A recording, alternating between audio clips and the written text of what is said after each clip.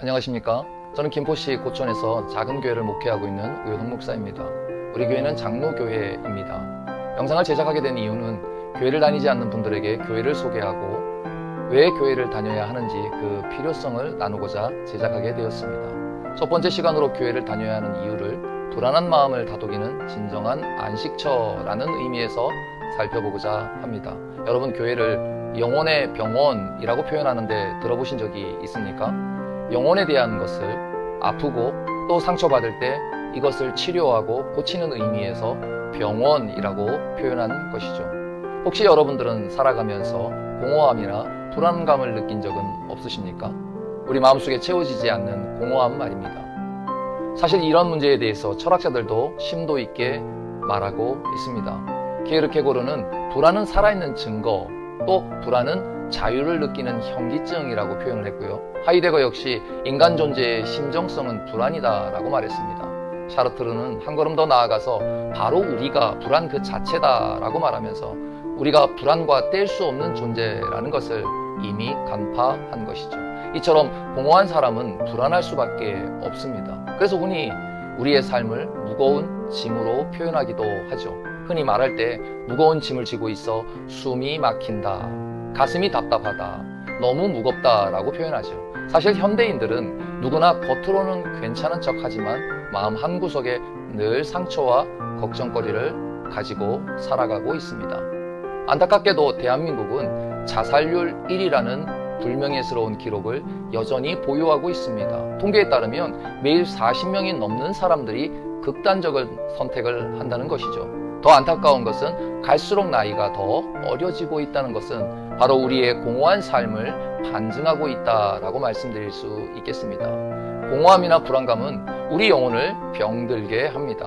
따라서 병든 사람이 병원을 찾는 것이 당연한 것처럼 인생의 공허감으로 인해 우리의 영혼이 병들었다면 교회를 찾는 것이 당연하다라고 말씀드릴 수 있습니다.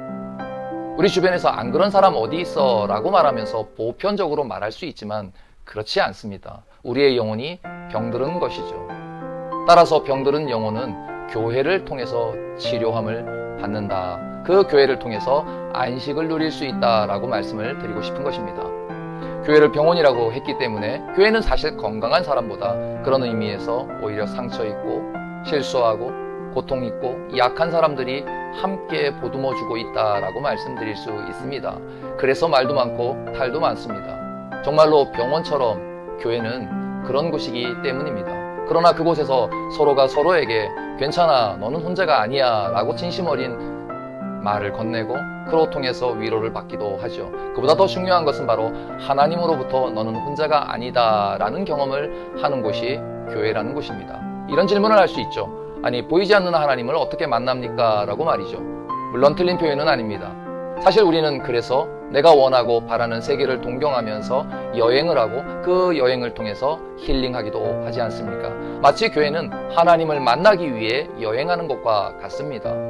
한번 방문한 곳을 우리가 다 알 수 없듯이 하나님을 자주 만나고 그 말씀을 들음으로 인해서 우리는 하나님의 세계로 여행을 하는 것과 같은 것이죠.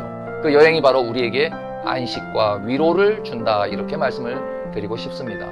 세상의 먼지, 세상의 소음, 세상의 고통 속에서 지친 우리의 영혼을 다시 보듬어주는 교회로서 말입니다.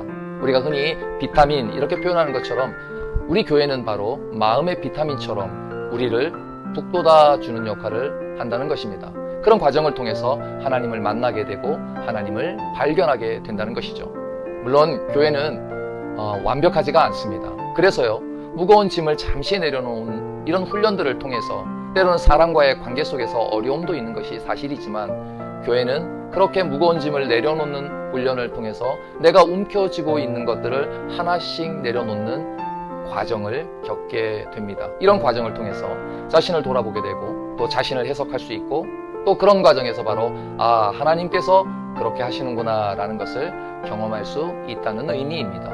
그때서야 비로소 우리는 우리 마음의 진정한 쉼과 위로를 얻게 되는 것입니다. 교회는 무거운 짐을 대신 지시겠다라고 하시는 예수님을 만나는 곳입니다. 예수님은 오히려 우리에게 나의 짐을 져라, 나의 짐은 가볍다라고 말합니다. 우리의 쉼과 연결이 되죠. 우리는 정말 진정한 쉼을 원하고 있지 않습니까? 바로 교회는 저와 여러분에게 쉼을 알게 하고 진정한 쉼이 무엇인지를 성경을 통해서 깨닫게 하는 곳이기 때문입니다. 장소적 의미가 중요한 것이 아니라 사실은 누구와 함께 있느냐가 더 중요한 의미, 즉 우리가 하나님을 만납니다 라는 표현이나 하나님의 말씀을 듣습니다 라는 표현이 그래서 나오는 것이죠. 여러분을 교회로 초대합니다. 진정한 안식을 원하신다면 바로 이 땅에서 주어지는 여행도 우리에게 안식을 주지만 하나님과 함께하는 여행이야말로 정말로 나의 마음을 잘 알아주시는 분과 함께 걸어가는 여행이다라고 말씀을 드릴 수 있습니다. 교회는 바로 저와 여러분을 바로 하나님을 만나게 하는 곳, 하나님을 경험하게 하는 곳, 하나님을 통하여 안식하게 하는 곳, 바로 그 하나님을 통하여 우리의 마음에 공허함을 내려놓고 불안한 마음을 떨쳐버리는 곳이 바로 교회다라고 여러분에게 소개시켜 드리고 싶습니다. 여러분, 교회는 이미 알려져 있는 공개된 정보를 우리에게 성경이라는 말씀을 통해서 주어졌습니다. 그렇기 때문에 이 성경을 통해서 누구라도 하나님께서 주시는 진정한 안식을 맛볼 수 있다는 의미입니다.